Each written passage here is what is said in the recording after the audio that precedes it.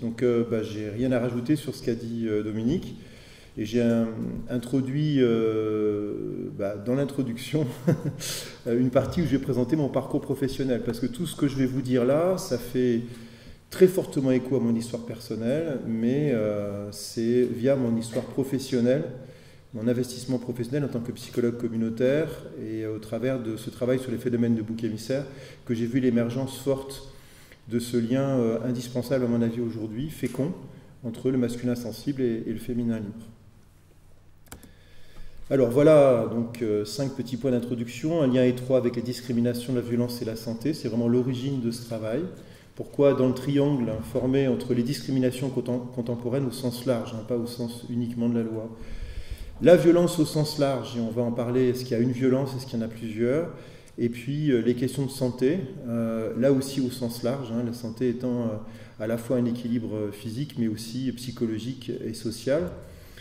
Mon parcours professionnel, j'ai souhaité vous en parler un tout petit peu, ça va être assez rapide. Pourquoi? Parce qu'en fait je trouve que c'est important de situer d'où on parle et quel est le cheminement qu'on a suivi. Moi, en ce qui me concerne, c'est un cheminement d'une vingtaine d'années. Je pense que c'est à la fois une question d'honnêteté intellectuelle, mais aussi pour vous permettre de comprendre pourquoi je dis certaines choses et dans quoi j'ai puisé ces éléments de compréhension. Ensuite, je vais parler un tout petit peu de mon actualité. Je travaille pour la CEDAP, qui est une association qui est basée à Dijon, mais je suis sur un pôle national qui s'appelle le pôle discrimination, violence et santé. Je vous parlerai un tout petit peu de mes livres. Là aussi, c'est une histoire de cheminement. Qu'est-ce qui m'a amené à travailler plus spécifiquement sur la violence féminine et sur comment sortir de la guerre des sexes, parce que comme l'a dit Dominique, c'est bien ça qui est l'objectif. Puis il ne s'agit pas de diaboliser l'un ou de dédiaboliser l'autre. Il s'agit de montrer que la violence, elle est partout et que donc la résolution, elle nécessite une alliance des deux sexes et même plutôt des deux genres d'ailleurs. S'il y a deux genres, on verra qu'il y en a un peu plus que ça. Et puis un petit film, qui n'est pas vraiment, enfin je ne sais pas s'il est humoristique, mais en tout cas il a été fait par des Québécois. J'ai une affection toute particulière pour le Québec. D'abord parce que c'est un pays où la tradition communautaire est très forte et très ancrée, et que je trouve qu'on en manque en France souvent. Communautaire au sens noble, Le communautarisme, c'est l'échec du communautaire. Le communautaire, c'est ce qui se passe quand un groupe fonctionne bien, quand il n'est pas destructeur, mais qu'au contraire il construit les individus et il permet d'appartenir à. Et les enfants, les adolescents en ont particulièrement besoin. Mais nous aussi, on voit les dégâts qu'il peut y avoir dans les groupes d'adultes, dans l'entreprise, même en maison de retraite. J'ai travaillé un petit peu sur la sexualité des personnes âgées. Ça peut être aussi dévastateur, quel que soit l'âge des personnes.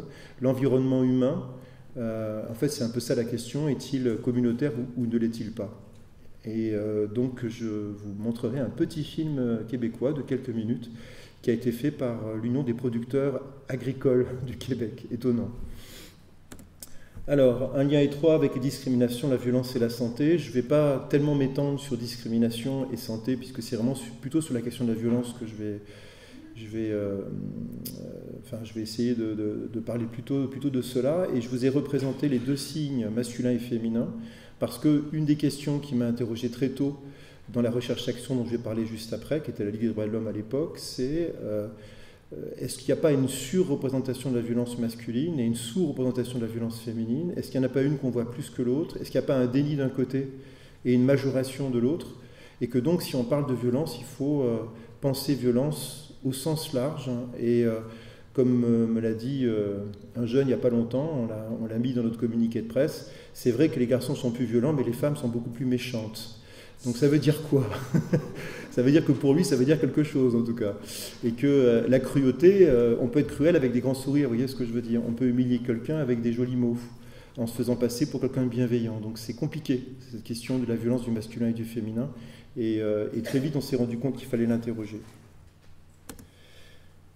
Voilà, donc mon cheminement rapidement, il est passé par 3 étapes. Une première étape, la Ligue des droits de l'homme, où en fait, suite à mon premier livre, que je vais présenter juste après, qui était sur pourquoi y a-t-il tant de jeunes homosexuels qui se suicident, et un peu à l'époque dans l'indifférence générale, on voit que la question n'est pas complètement réglée aujourd'hui, mais en tout cas, à l'époque, c'était vraiment le buzz d'oser dire ça.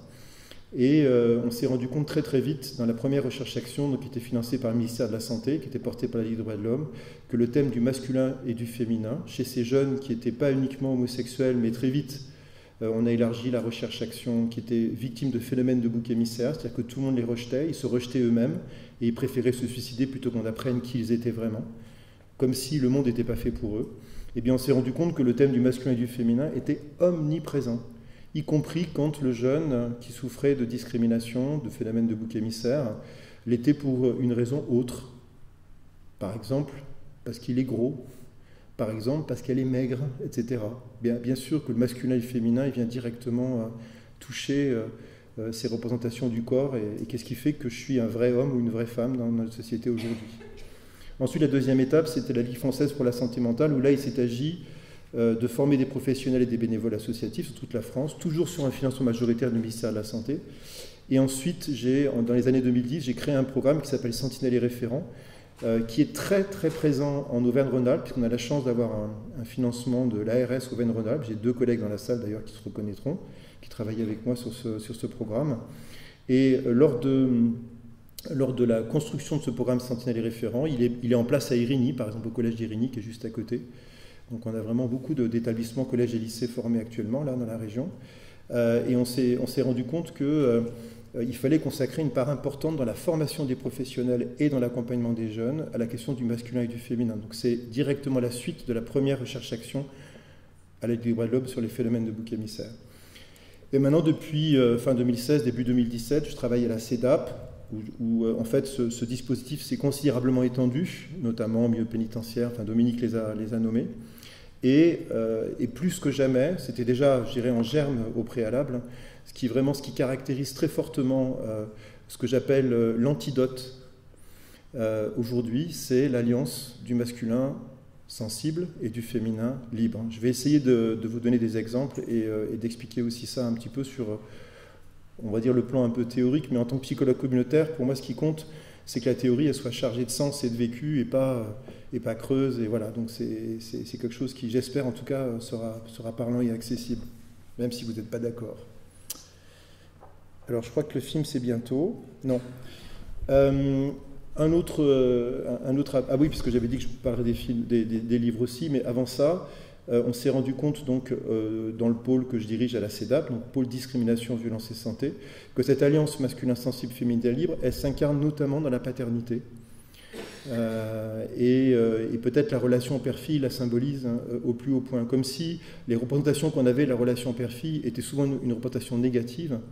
En fait, cette alliance, d'où la photo, elle incarne à la fois l'homme qui sort de sa virilité, puisque pour aimer un enfant, que ce soit une petite fille, un petit garçon d'ailleurs, et pour lui donner de la tendresse, on n'a pas forcément besoin de son pénis, a priori.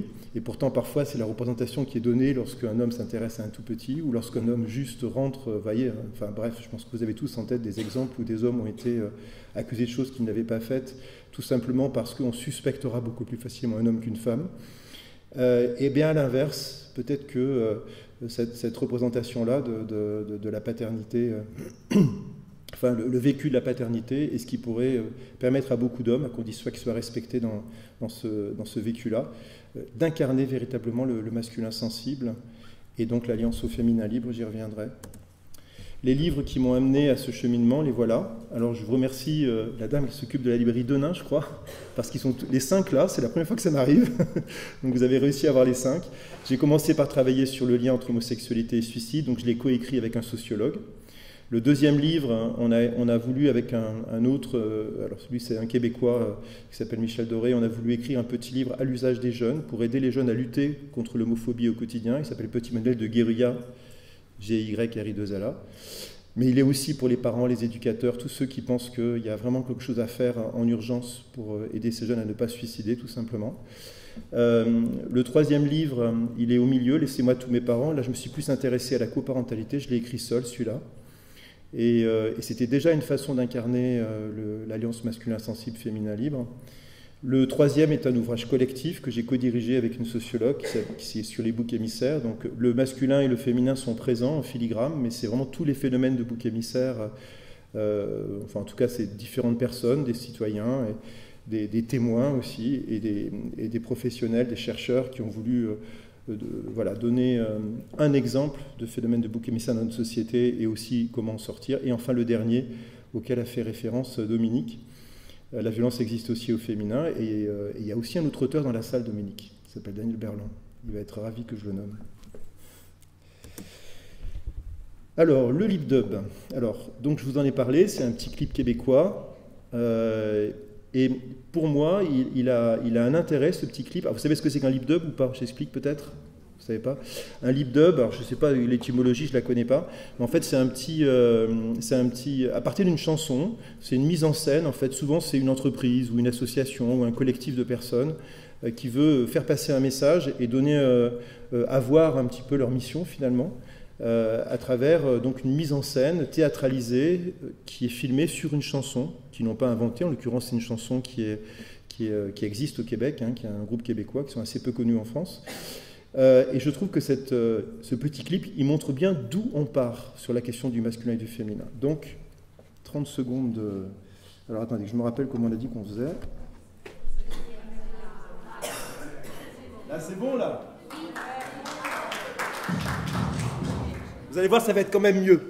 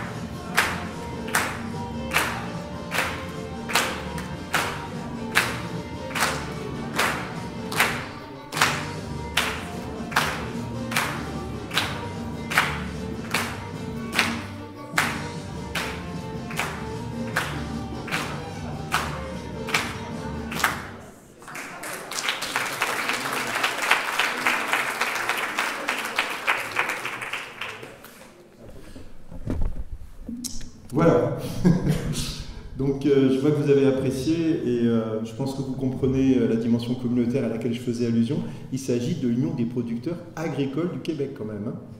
D'accord ? Je ne sais pas si on peut transposer ça à la France. Alors, excusez-moi, chaque fois ça fait un petit temps, mais il n'y aura pas de bug la prochaine fois puisque ça y est, on a compris ce qui se passait. Hop, deuxième partie. Ça marche ? Ouais.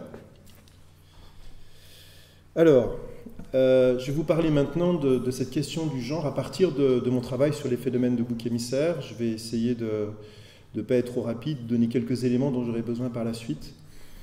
En fait, dans le langage courant, quand on dit que quelqu'un a un mauvais genre, on ne fait pas forcément le lien avec la question du genre masculin-féminin, c'est pourtant ce qu'on dit pour dire que cette personne n'est pas fréquentable. Et parfois, des enfants, des adolescents ont reçu ça de leurs parents. Non, non, celui-là ou celle-là, elle a un mauvais genre. Donc je vais vous parler de ce que moi j'entends par comment est-ce qu'on peut abuser d'une personne qui aurait soi-disant un mauvais genre. Ensuite, je vais vous parler des 3 postures qui, enfin pour moi et mon équipe, sont des postures essentielles si on veut comprendre ce qui se passe quand il y a un phénomène de bouc émissaire qui se produit. Avant de voir le lien qu'il peut y avoir avec les questions de genre, même si je vous dis je parle de ce mauvais genre, et peut-être d'aller sur le genre singulier de chacun, qui sera l'issue de mon intervention, on va examiner un petit peu cette posture bouc émissaire, mais les 2 autres postures qui fabriquent finalement le bouc émissaire, qui sont ce que nous on appelle la posture normopathe, enfin c'est un terme qui existe, hein, et la posture perverse. J'ai vu qu'il y avait des livres sur les pervers, donc nous on ne l'utilise pas sous la forme de structure, parce que voilà, parfois c'est un petit peu abusif d'ailleurs, et puis il y a des gens qui sont beaucoup plus pervers que ceux qu'ils désignent comme l'étant. Je fais référence à certains collègues, mais la posture perverse, ça veut dire autre chose, ça veut dire qu'on peut tous l'être finalement, on peut tous se retrouver à un moment donné avec une forme de perversité, ça fait partie de notre humanité, et d'autant plus qu'on ne le reconnaît pas. Et je vais en avoir besoin aussi pour la suite. Donc on va commencer par le bouc émissaire. Donc voilà ces 3 postures en fait dont je suis en train de vous parler. On s'est rendu compte, nous, dans notre travail, que quand il y avait phénomène de bouc émissaire, il y avait 3 protagonistes, des protagonistes très nombreux qui sont les témoins et qui se débrouillent pour fuir la situation comme s'ils n'avaient pas à intervenir parce que ça ne les regarde pas, et puis il ou elle l'a bien cherché, etc., etc. Il ou elle n'avait pas qu'à pas avoir un mauvais genre. Une posture, alors c'est un individu, mais ça peut être un groupe d'individus, hein, ça marche aussi à l'échelle d'une société, cette affaire-là, qu'on appelle le bouc émissaire. Le premier, on les appelle les normopathes, hein, c'est un terme qui existe, ça signifie que la norme devient pathologique. Quand dans un groupe humain, un phénomène d'abus se produit et que les tiers, ceux qui sont témoins, n'interviennent pas, ils sont malades de leurs normes. Parce que leur norme à eux, c'est qu'on n'intervient pas quand quelqu'un subit quelque chose d'humiliant ou d'odieux. C'est pas normal ça, non ? Donc c'est une normopathie, c'est pas une vraie normalité. Pathologie de la norme. Et donc, si la fuite caractérise les normopathes, c'est la soumission, voire la paralysie qui va caractériser les personnes qui sont dans une posture bouc émissaire. Ils ont l'impression que personne ne les aidera, que si on leur dit ce qui se passe, on ne les croira pas, que quelque part ils le méritent. Moi, je l'ai beaucoup entendu. Voire, je ne mérite pas de vivre, je ne mérite pas mieux. Donc il y a une telle détestation de soi-même, finalement, une telle, je dis souvent l'estime de soi dans les chaussettes, que finalement on peut tout lui faire à cette personne-là, elle ne se défendra pas. Et c'est pour cette raison qu'on l'a choisie comme proie d'ailleurs. Un petit peu comme un prédateur va choisir l'animal du troupeau qui boite ou qui est trop faible pour courir aussi vite que les autres. C'est exactement la même chose et ça se passe entre êtres humains. Et enfin, une posture, donc on appelle la posture perverse, qui est caractérisée par l'attaque. Et ce qui est assez stupéfiant finalement dans ce triangle infernal, c'est qu'on se rend compte, et moi je l'ai vu des milliers de fois depuis 20 ans que je travaille là-dessus, je ne comprends même pas pourquoi je ne l'ai pas vu avant, c'est que quand on a d'un côté des gens qui se soumettent, de l'autre des gens qui attaquent, qui sont minoritaires, et une grosse majorité qui fuient leur responsabilité, en fait ils fuient plutôt leur sentiment de culpabilité d'ailleurs, parce qu'ils ne veulent pas se sentir coupables de ne pas intervenir. Ils peuvent se voir dans la glace le soir, hein. Eh bien, on est face au mécanisme qui dicte la peur chez les animaux. Et pas uniquement chez les mammifères, hein. Même les insectes réagissent comme ça. C'est très profondément ancré dans l'histoire du vivant, ça. Un animal qui a peur parce qu'il y a un prédateur, soit il fuit, soit il se soumet, soit il attaque. Eh bien, nous faisons la même chose, en prétendant qu'on est supérieur à eux. Regardons un peu plus ce qui se passe du côté du bouc émissaire.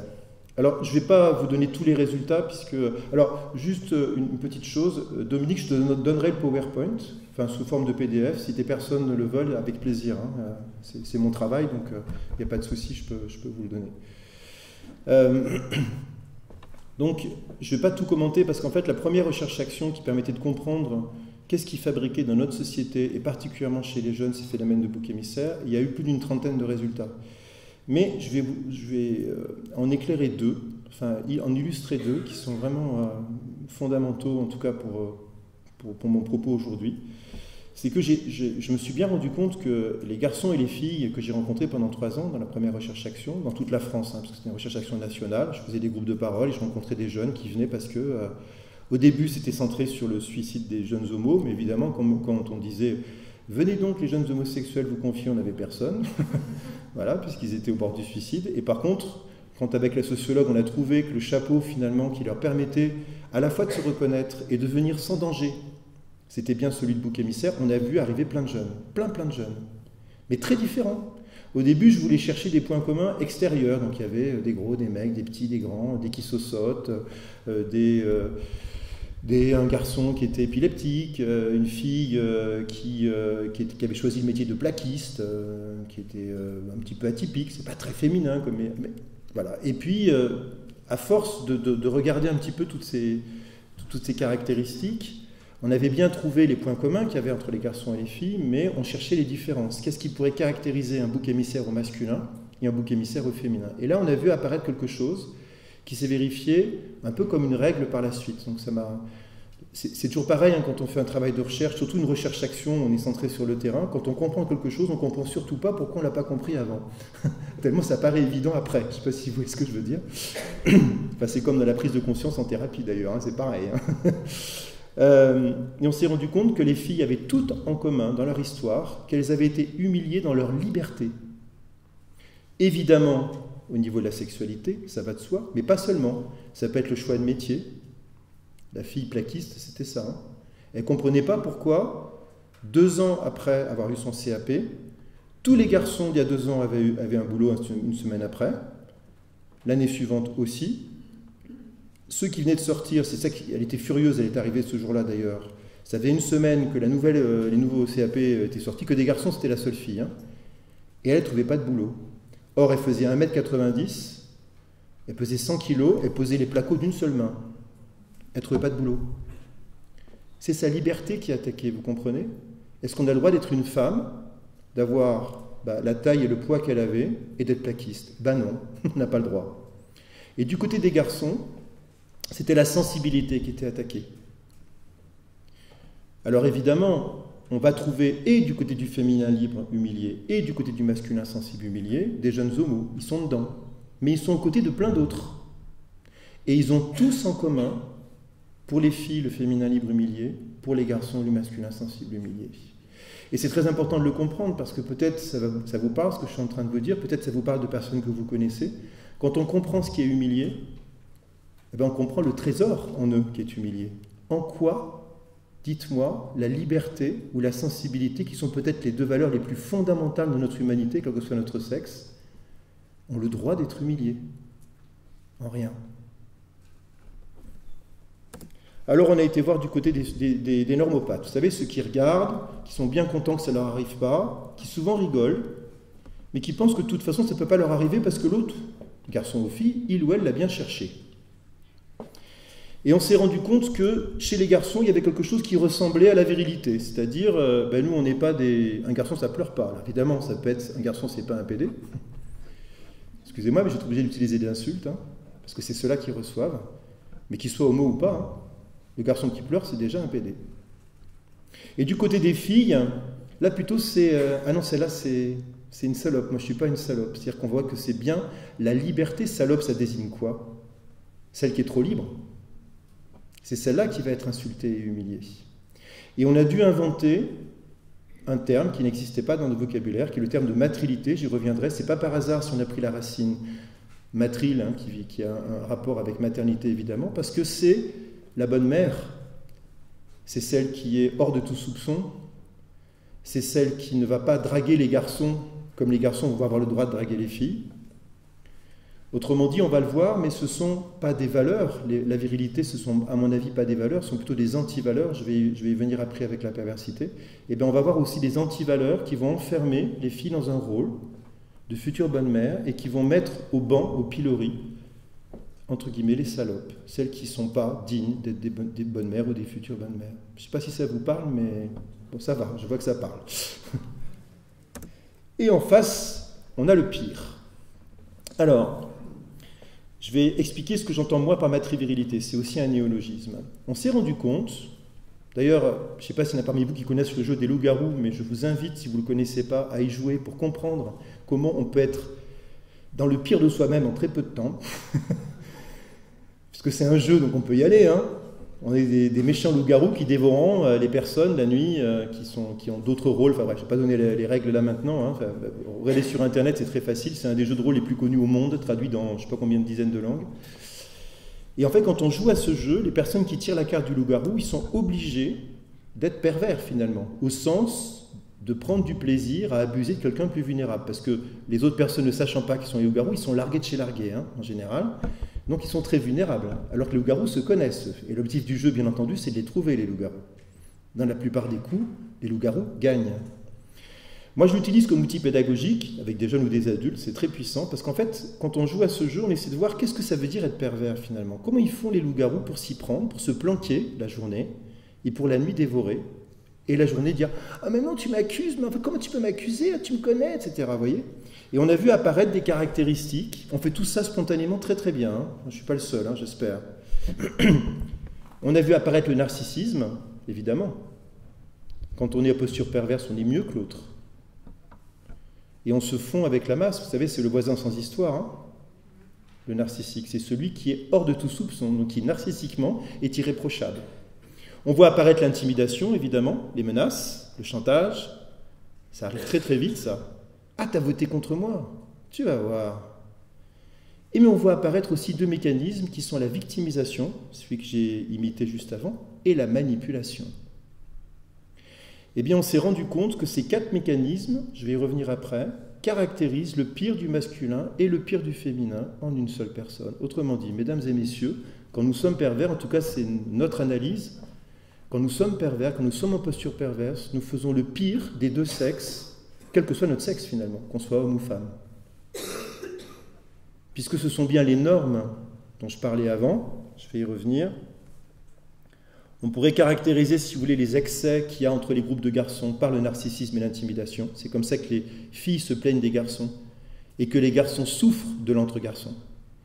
Et quand on demande aux filles, c'est quoi la violence qu'il y a entre filles? Elles parlent de deux choses, la victimisation et la manipulation. Et c'est aussi comme ça que les garçons parlent de la violence des filles, sur Internet par exemple, les rumeurs, etc., qui peuvent détruire quelqu'un. Beaucoup de tentatives de suicide sont suite à des rumeurs. Le cyberharcèlement, c'est pas rien, hein. Et pas que chez les jeunes. Ça va, je peux continuer? Je ne vais pas trop vite, c'est bon pour vous?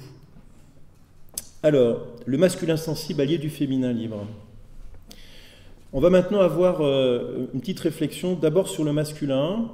Peut-être je vais vous proposer aussi une lecture plus globale sur, à la fois dans les âges de la vie, dans l'histoire peut-être, dans notre histoire humaine qui remonte quand même à quelques années, hein, voire quelques millénaires. Et puis aussi sur ce qui se passe au niveau des courants contemporains. Moi, j'ai une très très noble opinion du féminisme. Et il y a des personnes qui se revendiquent féministes et ça me fait drôle parce que j'entends pas le féminisme. Je ne sais pas si vous voyez ce que je veux dire. J'entends pas l'égalité profonde, totale entre les sexes et les genres. J'entends une revanche. J'entends même parfois une haine. Et ça ne me convient pas du tout. Et pas qu'en tant qu'homme. Je vois beaucoup de femmes dans la salle qui font oui de la tête. C'est important de voir que finalement, le combat, il n'est pas entre les hommes et les femmes, il est entre certains hommes et certaines femmes, et d'autres qui sont aussi certains hommes et certaines femmes. Autrement dit, ce sont des courants sociétaux qui nous traversent tous, indépendamment de notre sexe. Alors, première chose qui est importante, à l'heure où il est très difficile de parler de masculin de manière positive, si vous repensez au petit film que je vous ai montré, finalement, si on prend l'histoire de nos ancêtres, tout ce qui vient de nos ancêtres, du côté du masculin et du féminin. Du côté du féminin, on sait qu'il y a des tas de belles choses, parce que le mouvement des femmes l'a montré, mais on a oublié que dans le masculin aussi, il y a des belles choses. Le problème, c'est quand le masculin n'appartient qu'aux hommes et le féminin qu'aux femmes. C'est ce qu'on a vu préalablement avec la question du mauvais genre. Mais si on regarde ce qui est classiquement, j'espère que vous arrivez à lire, oui, classiquement attribué au masculin, ce sont des belles valeurs. Tout n'est pas bon à jeter dans la masculinité. Je vais les lire, hein, juste pour qu'on puisse s'en imprégner. C'est pas de moi, hein, c'est d'un auteur québécois, vous vous en doutez, que j'aime beaucoup, qui s'appelle Germain Dulac, et qui a écrit un livre remarquable que je vous invite à lire si vous vous intéressez au masculin, qui s'appelle « Aider les hommes, virgule, aussi ». Le titre, il dit quelque chose déjà. Les valeurs qui sont habituellement imparties aux hommes ne sont pas toutes à situer du côté de la domination et sont d'autant plus à valoriser que les aspects dépréciateurs de la féminité qu'ils ont intériorisés constituent une impasse. Les hommes qui n'arrivent pas finalement à faire vivre leur propre féminin, une des voies, c'est déjà de valoriser ce qu'ils ont en eux et qui est bon, qui n'est pas dominant, qui n'est pas cette virilité narcissique et intimidante, qui sont des belles valeurs, qui peuvent être partagées par les deux sexes bien sûr, mais qu'ils ont en eux. La capacité de sacrifier ses besoins et ses désirs personnels pour nourrir sa famille, la capacité d'endurer la douleur et les épreuves pour protéger ses proches, l'empressement à épauler quelqu'un ou à l'aider à résoudre un problème, l'expression d'amour en posant des gestes pour les autres, prouver l'amour au lieu de le dire. Beaucoup d'hommes ont du mal, encore aujourd'hui, à dire, mais ils agissent, ils font, ils prouvent. Ne pas lâcher tant qu'on n'a pas réussi à résoudre un problème, l'intégrité, la résolution, la loyauté face à les engagements, l'empressement à prendre des risques et à rester calme face à un danger, la tendance à être centré sur l'action et le faire, l'agir. Sauf que le problème, c'est que tout ce qui est bon dans la masculinité est aussi un piège. Et ce même chercheur, Germain Dulac, a démontré que les impératifs de la virilité qui sont associés à ces belles valeurs, dans quelque chose qui pour le coup l'est moins, sont diamétralement opposés aux exigences de la relation d'aide. Un des constats faits par beaucoup de recherches au Québec notamment, c'est qu'une des raisons pour lesquelles les hommes se suicident 3 fois plus que les femmes, par exemple, c'est le cas de la France, c'est que lorsqu'un homme a besoin d'aide, contrairement à une femme, statistiquement, individuellement, ce que je dis est forcément faux, bien entendu, mais je vous parle globalement, il s'agit de normes et de culture, ils auront beaucoup plus de difficultés à exprimer une demande d'aide parce qu'ils sont coincés par les propres exigences de la virilité, et que quand un homme perd sa femme, par décès, par séparation, il perd sa seule confidente. Il ne se confie pas à ses copains, comme une femme souvent peut le faire avec sa sœur, sa meilleure amie. Et que c'est une des raisons pour lesquelles on doit trouver autre chose, d'autres façons d'approcher les hommes pour les aider lorsqu'ils sont en grande souffrance. C'est comme si exprimer la souffrance était déjà dérogé au fait que j'étais plus un vrai homme et que je ne m'autorisais pas ça. Donc je ne vais pas les lire, mais si vous en prenez 2 au hasard, vous voyez qu'elles sont à chaque fois diamétralement opposées. À droite, vous avez les exigences de la virilité. À gauche, vous avez celles de la relation d'aide. Je vais en prendre une au hasard. Intimité non sexuelle. Si on voit un thérapeute, ce n'est pas forcément pour coucher avec lui, non? Il me semble. Sauf que pour un homme, c'est très compliqué d'avoir une relation intime sans avoir aussi de la sexualité. Et donc, il faut apprendre l'intimité non sexuelle. Ça s'apprend. Un autre, exprimer les émotions, tout simplement. C'est compliqué, hein. Vous savez, il y a une étude qui est encore d'actualité, sur laquelle j'ai fait un petit peu travailler, qui m'a beaucoup surpris. C'est que c'est une étude en fait américaine, je crois, où on a montré un bébé qui pleurait, habillé ni en bleu ni en rose, d'accord, à un groupe de personnes. Quand on dit aux gens que c'est un garçon, ils disent « Oh, il est en colère, le petit bonhomme !» Et quand on dit que c'est une fille, les gens disent « Qu'est-ce qu'elle a, elle est triste !» C'est incroyable quand même. On est toujours formaté par ça. Alors, du masculin dominant au masculin dominé. Alors, il ne s'agit pas de dire que les rapports de domination sont inversés. Ce n'est pas tout à fait ça que je veux dire. Ce que je veux dire, c'est que... alors, je vais le dire autrement. Les hommes en changement ne sont plus dans ces rapports de domination. On va voir que justement le masculin sensible n'est pas du tout dominé par le féminin libre. Bien au contraire, il s'allie au féminin libre. Mais quand on est cramponné à des anciennes représentations de la masculinité, mon expérience depuis 20 ans et j'ai animé des centaines de groupes avec des hommes et des femmes, où on met d'un côté les hommes et les femmes de l'autre pour travailler sur la représentation de leur sexe, sur ce qu'ils aiment ou pas dans leur sexe, sur ce qu'ils aiment ou pas dans l'autre sexe, etc. Eh bien, on se rend compte que les hommes font corps, ils font agrégat. C'est comme s'il fallait défendre les copains et qu'on n'avait pas le droit de se différencier des copains, alors que les femmes ont une très grande liberté à être singulières. Évidemment, il y a 50 ans, il y a 100 ans, ce n'était probablement pas le cas. Les hommes étaient beaucoup plus dans la singularité et les femmes dans l'agrégat.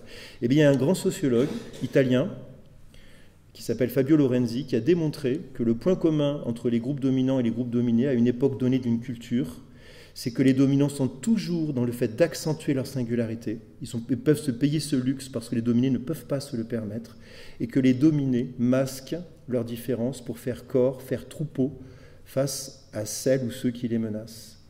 Donc oui, je peux affirmer que quand on a ensemble un groupe d'hommes et un groupe de femmes, les hommes se sentent beaucoup plus en difficulté que les femmes dans le travail qu'on peut leur proposer.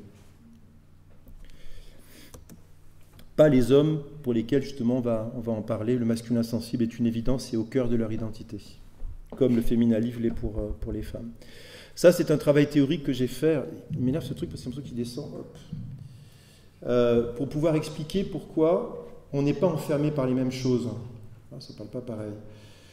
La maison des hommes et l'entremère, ça veut dire quoi? Alors, c'est aussi une référence à ce que je vous ai dit tout à l'heure sur ce mauvais genre, mais il y a un grand anthropologue qui s'appelle Maurice Godelier qui a démontré que le point commun de toutes les sociétés humaines, jusqu'à ce jour, c'est quelque chose que Lévi-Strauss n'a pas vu d'ailleurs, selon lui, c'est qu'en fait, on n'apprend pas à devenir femme en n'étant pas un homme. On apprend à devenir femme en devenant un jour mère. Ça, c'est un point commun à toutes les sociétés humaines, finalement. Alors qu'on apprend à devenir homme, en n'étant pas une femme. Ce qui fait, vous vous rendez compte, sur le plan identitaire, c'est beaucoup plus compliqué de se construire en n'étant pas quelque chose qu'en devenant quelqu'un qu'on connaît, d'ailleurs, puisque c'est sa propre mère qu'on va devenir quelque part quand on est une femme. Et que donc, il y a une espèce, le trou noir identitaire, il est beaucoup plus à situer du côté des hommes, et la force identitaire, même si justement peut-être que c'est une des raisons de la domination sociale des hommes sur les femmes, c'est beaucoup plus solide, si vous voulez, dans une société où effectivement on va devenir mère, où l'identité d'une femme est autour de la mère. Mais qu'est-ce qui se passe quand les femmes revendiquent le fait qu'elles ont le droit de ne pas être mères? Qu'est-ce qui se passe pour les hommes s'ils ne suivent pas ce chemin-là? Eh bien, il faut remettre en question simultanément la maison des hommes, qui est donc ce concept anthropologique où toutes les sociétés humaines, si vous regardez autour de vous, il y a forcément un endroit, même dans les cours de récré, où les garçons, je vais vous donner un exemple, j'ai une fille de 9 ans, elle m'a raconté que l'autre jour, les filles jouent très bien au foot aujourd'hui. Je ne sais pas si vous avez vu, mais il y a des petites qui se démerdent très très bien. Et bien les garçons, c'est insupportable pour eux qu'elles viennent jouer avec eux au foot. C'est leur petite maison des hommes à eux. Sauf que c'est une maison des hommes qui va donc fabriquer des garçons versus virilité. En quoi je suis menacé dans mon identité d'homme si une fille joue avec moi et joue mieux que moi? Je devrais apprendre, peut-être, progresser avec elle comme avec un copain je le ferais, vous voyez? Et puis, on a encore cette question de l'entremère pour prendre le pendant, avec ce rejet de la place du père, avec le fait que le père, il a accès à l'enfant si je le veux, si je le désire, ce qui est une vraie violence pour beaucoup d'hommes. Ça existe encore, malgré la transformation identitaire des femmes et le mouvement des femmes. Donc, ces deux représentations qui sont très anciennes, finalement, elles existent encore. Et parfois, elles sont même dominantes dans les espaces sociaux que je traverse. Sur les étages de la vie, ça se joue comme ça. On a, si on considère que les 4 étages de la vie pour un être humain, c'est l'étage de la dépendance, l'enfance, de l'indépendance, je dis merde à mes parents, et je prends mon indépendance, professionnelle aussi et sexuelle. L'interdépendance, si on veut, le projet d'enfant, c'est avant tout un projet d'interdépendance, enfin ça devrait l'être en tout cas. C'est-à-dire que je ne suis pas totalement dépendant de l'autre, j'ai mon indépendance, mais je ne suis pas complètement indépendant, sinon l'enfant m'appartient et je ne lui autorise pas à accéder à l'enfant. Et enfin, le deuil de tout ça, parce que quand on vieillit, évidemment, il y a tout qui part, voilà. Et c'est le deuil de notre masculinité et de notre féminité si on la construit sur un versus virilité ou sur un versus matrilité. C'est-à-dire si mon identité s'est construite sur la virilité, la fin de la vie, c'est le Viagra qui l'accompagne. Si j'ai construit ma vie sur ma maternité, c'est terrible quand je me retrouve toute seule et que je ne vois plus mes enfants, mes petits-enfants qui ont pris leur indépendance, et je ne sais pas comment vivre ça en tant que femme. Et à l'inverse, si je construis, enfin, si j'éduque mes enfants pour les petites filles comme des petites matrilles, c'est-à-dire aller, je ne sais pas, je ne connais pas bien Lyon, hein, mais je peux vous parler d'autres villes, Marseille, où j'habite, Paris, où j'ai habité longtemps. Évidemment, je ne vous parle pas du magasin, voilà, plutôt alternatif, mais aller dans un supermarché en banlieue, et au moment de Noël, c'est bientôt, et regarder, essayer de trouver dans le rayon filles, dans le rayon garçons, des rayons qui ne sont pas sexués comme je vous le présente là. Moi je trouve qu'on a reculé. Hein. Je suis né en 60, pour moi on a reculé. Il y a eu un après 68 peut-être, mais il y a eu un après 68. Et c'est assez terrifiant, je trouve. Le formatage, il est encore là. Et peut-être même plus que jamais. En tout cas, il y a un gros clivage social. C'est-à-dire que tout le monde n'accède pas à la même chose, suivant le climat social dans lequel on évolue. Et ça se traduit aussi sous la forme de courants. Alors, il y a 4 courants contemporains, et souvent ils sont mélangés. On parle beaucoup du féminisme, évidemment. On parle beaucoup du masculinisme, qui est l'attaque, Zemmour est une des figures de proue, hein, qui est l'attaque directe du féminisme. On parle moins de l'hominisme et du féminisme. Le féminisme, c'est du pseudo-féminisme. C'est une revendication comme si la femme était meilleure que l'homme, comme si... enfin voilà, je ne vais pas faire allusion à des décisions politiques récentes, mais il y a vraiment quelque chose, je trouve, d'assez absurde dans une société où il y a une constitution, où l'égalité entre les sexes et les genres devrait régner partout, à finalement avoir une suprématie par rapport à l'accès à l'enfant d'un sexe sur l'autre, avoir une suprématie par rapport à la considération des violences faites sur un sexe et pas sur l'autre. Et ça, pour moi, c'est du féminisme, c'est pas du féminisme. Et l'allié du féminisme, c'est l'hominisme. Beaucoup d'hommes qui se battent, par exemple, et des femmes à leur côté, j'en ai rencontré beaucoup pour la résidence alternée, en estimant que même un bébé peut être tout aussi bien élevé par un papa qu'une maman, sont dans cette alliance profonde avec le féminisme originel. Mais on confond tout. On confond hominisme avec masculinisme, ça n'a rien à voir, et on confond féminisme avec féminisme, et on ne le dit pas assez. Ce terme féminisme, il vient de l'espagnol. En Espagne, ils ont 2 termes pour désigner les vrais féministes et les autres. Nous, on n'en a qu'un. Pour moi, ce n'est pas du féminisme extrême, le féminisme. Ce n'est plus du féminisme. Dernière partie, sont sortir de l'impasse vers une alliance féconde des soi-disant contraires. Donc je vais vous parler un petit peu de ce que nous on appelle la posture rebelle. Vous allez voir que la question de l'alliance du féminin libre et du masculin sensible est au cœur. J'ai même mis le féminin libre fécondant le masculin sensible, parce que dans l'histoire, c'est le féminin libre qui est arrivé en premier. C'est un siècle de combat des femmes. Et depuis le début, des hommes sont leurs alliés. On les oublie. Depuis le début. Des rebelles en alliance générant du contact, je vais expliquer après, là c'est le petit titre un peu accrocheur. Autant de genres singuliers que d'êtres humains, ça c'est une phrase d'Elisabeth Badinter qui me plaît beaucoup. Elisabeth Badinter, elle dit qu'on est en train de vivre la première évolution de l'histoire de l'humanité. En fait, ce qui nous différencie des animaux, alors évidemment c'est moins vrai chez les mammifères supérieurs, hein, les dauphins, certains singes ont des comportements très étonnants, très singuliers, mais dans la plupart des espèces animales, vous avez 2 genres, le comportement des mâles et le comportement des femelles. Et si vous prenez l'ensemble du règne animal, il y a tout ce qu'on peut imaginer. Il y a des pingouins qui pratiquent la garde alternée, je ne sais pas si vous avez vu La Marche de l'Empereur. Il y a des papas animaux qui portent leurs bébés, il y en a même qui les font naître sur leur corps. Enfin, il y a toutes sortes de comportements différents. Mais si on prend une espèce animale, il n'y en a que 2 comportements stéréotypés, des femelles et des mâles. Ce que Badinter dit, c'est que la nature humaine, c'est notre culture, et que la nature humaine, c'est qu'il y a autant de genres que d'êtres humains. Il n'y a pas 2 genres, ça c'est une hérésie, c'est une arnaque. Il y a dans cette salle autant de genres que vous êtes de personnes. Et quand je dis genre, c'est évidemment ça implique la sexualité et la parentalité, mais c'est le choix de métier, la façon de s'habiller, la façon de parler, c'est tout ce qui peut faire genre, tout ce qui peut faire masculin et féminin, c'est dans l'humanité d'une très très grande singularité.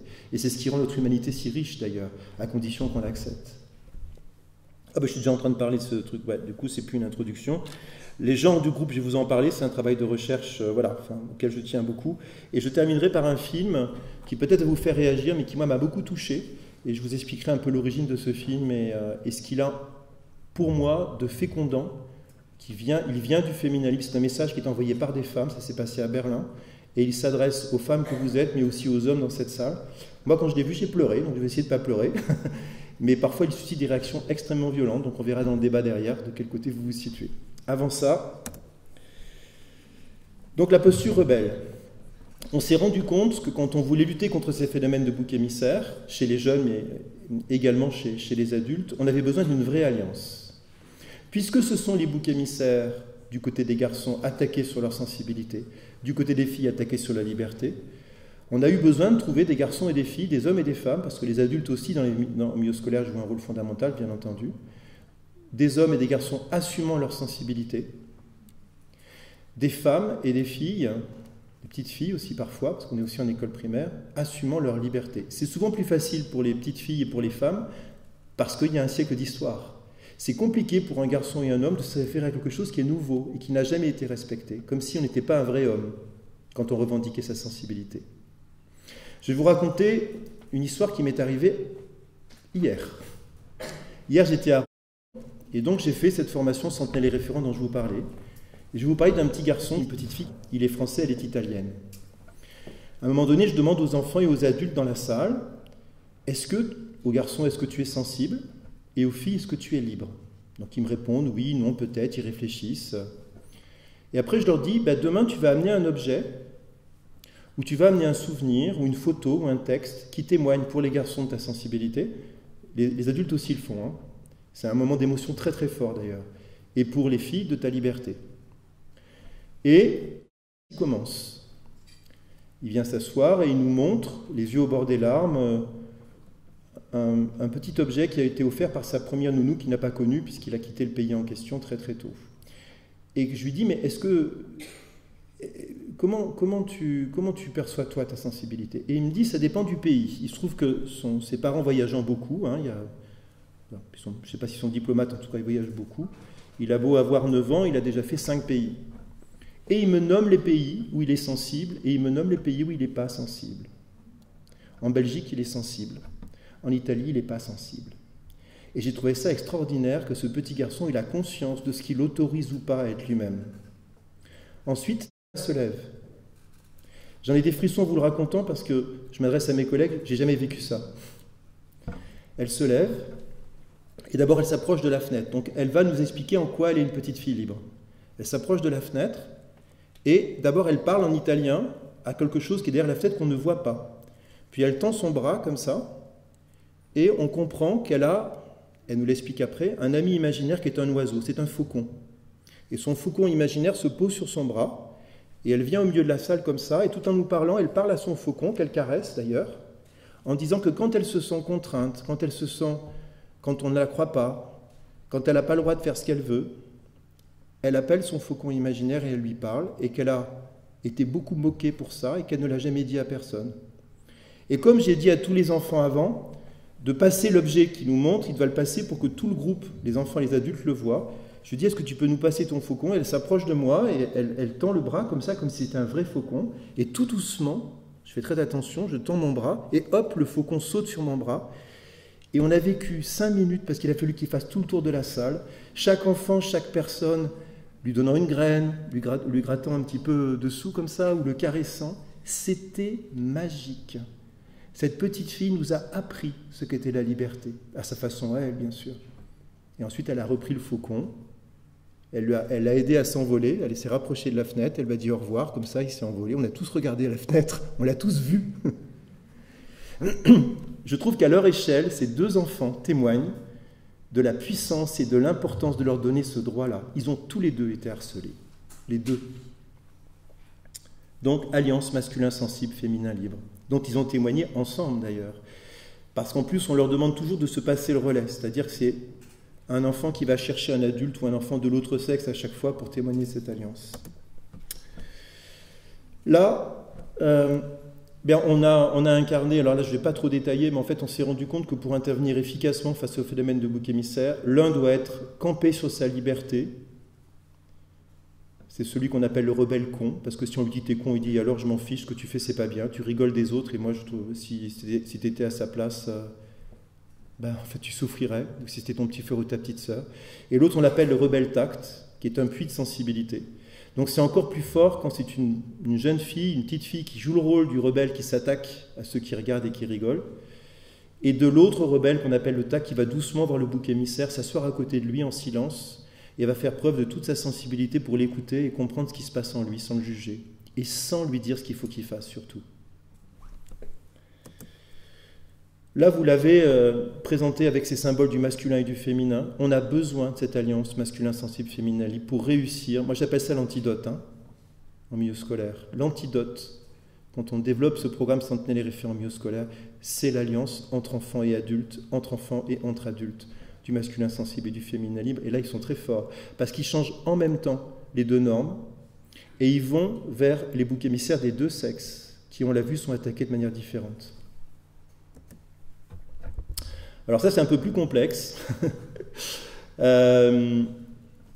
En fait, on s'est rendu compte, ça c'est plus une recherche théorique, il y avait 10 types de groupes, en fait, quand on est face à un groupe humain où il y a des gens des deux sexes, ou parfois un seul sexe d'ailleurs.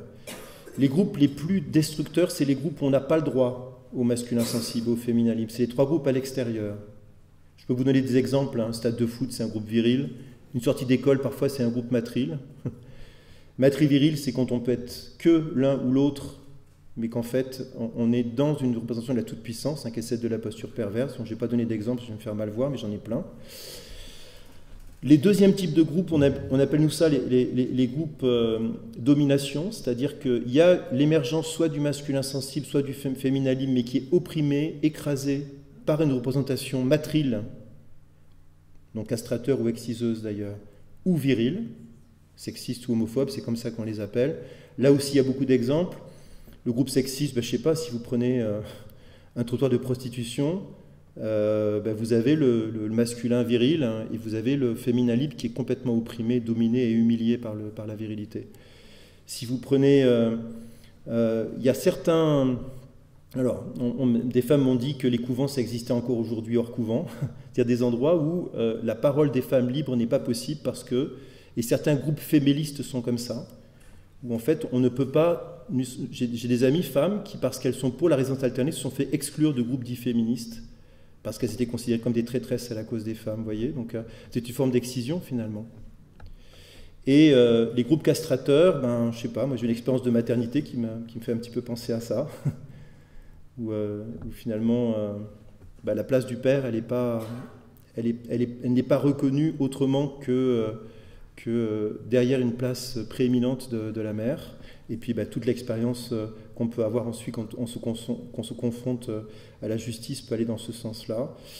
Et les groupes homophobes, j'ai travaillé en prison par exemple, les relations qu'il y a en prison, mais c'est des exemples extrêmes, entre ceux qui expriment leur sensibilité et ceux qui sont sur la virilité, qu'ils soient homosexuels ou pas, l'homophobie est là, c'est-à-dire... la sensibilité est opprimée par la virilité. Donc ça, c'est juste des représentations un petit peu caricaturales que je vous donne, mais c'était surtout pour arriver au centre. Je pense que le féminisme et l'hominisme sont nécessaires pour cette alliance masculin sensible, féminin libre.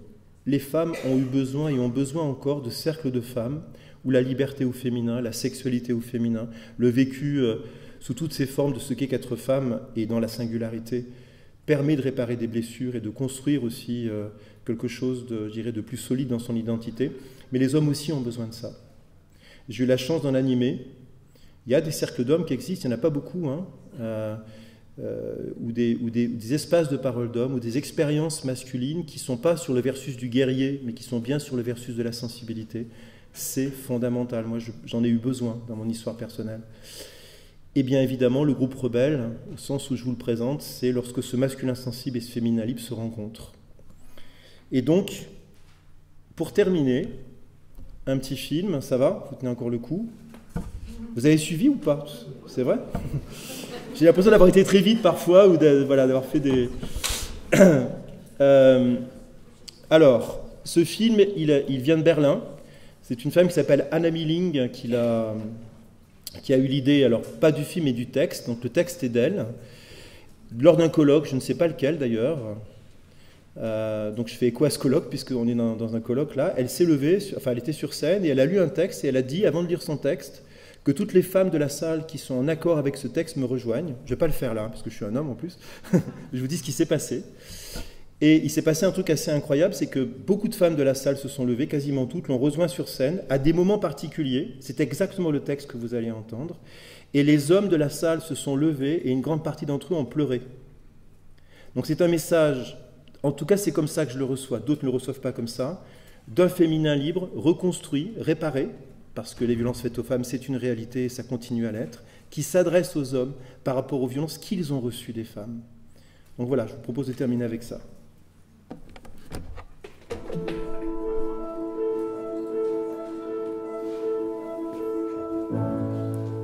I'm a woman. I am a woman. I am a woman who has been hurt by men.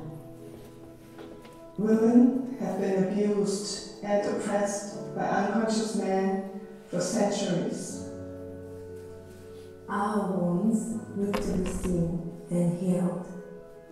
I am a woman who has hurt men, Who has hurt men? Who has hurt men? who has hurt men.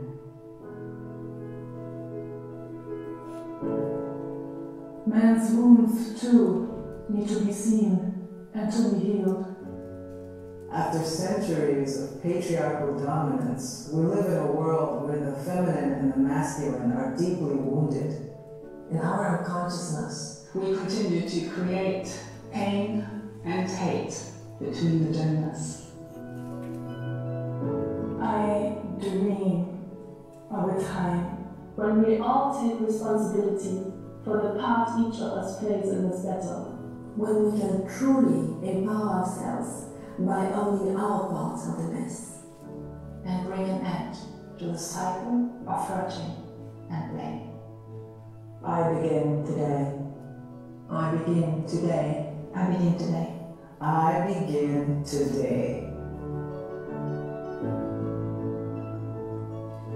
Today, I stand here as a woman to offer all men my deepest apology for the hurt that we as women have caused you. All the accumulated pain and hate from centuries of abuse of women at the hands of unconscious men means that we often blame and punish you for your ancestors' sins, even when you show up as well. I see how painful it must be to be seen as potential rapist and abuser of women and children only because you're a man. I am aware of how much you must feel your sexuality rejected by us women, and how painful it must be that your sexuality is hardly ever seen as sacred and beautiful. I want to apologize for all the mixed messages you get from us women when we do everything we can to seduce you and then end up blaming you for being too horny and only wanting to have sex.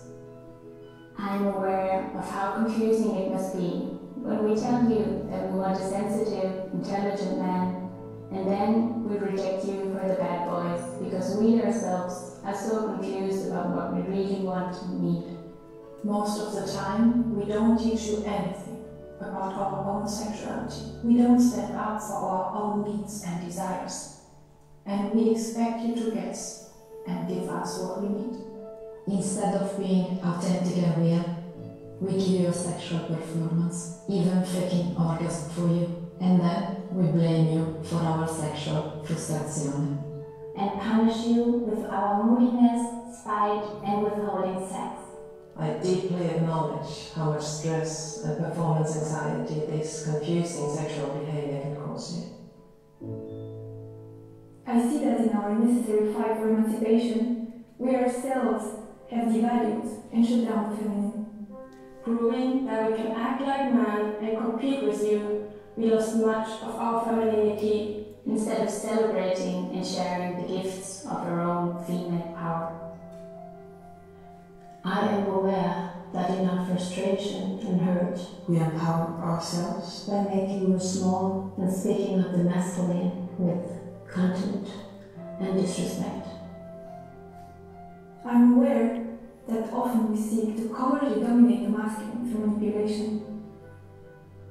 We have learned to play the game to give the masculine ego what it wants, so that we get what we want, instead of being loyal to ourselves and our boundaries and asking honestly for what we want.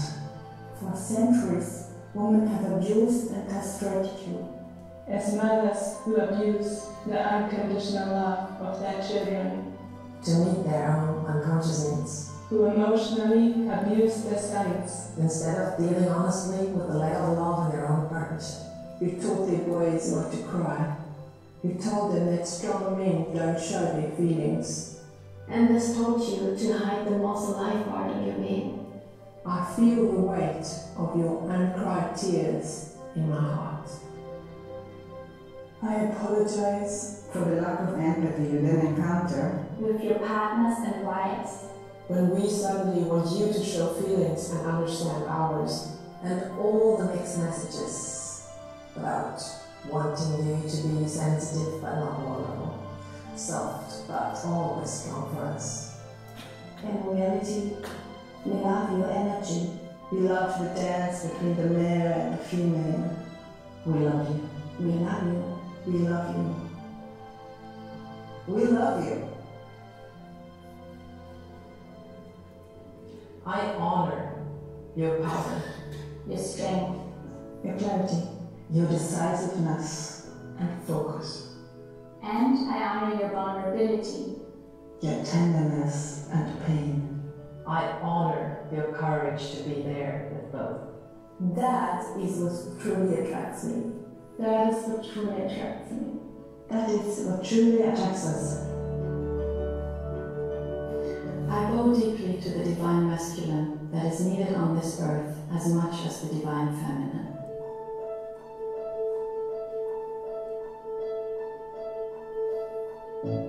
We want to commit today to supporting each other as sisters and being more conscious in our relating to men. We believe there is a path to understanding, honoring and enjoying the differences between us. We wish to dissolve the destructive patterns between us, so that we all, both man and woman, can unite with awakened love and power. Let us invite the balance and peace on earth we all so deeply deserve.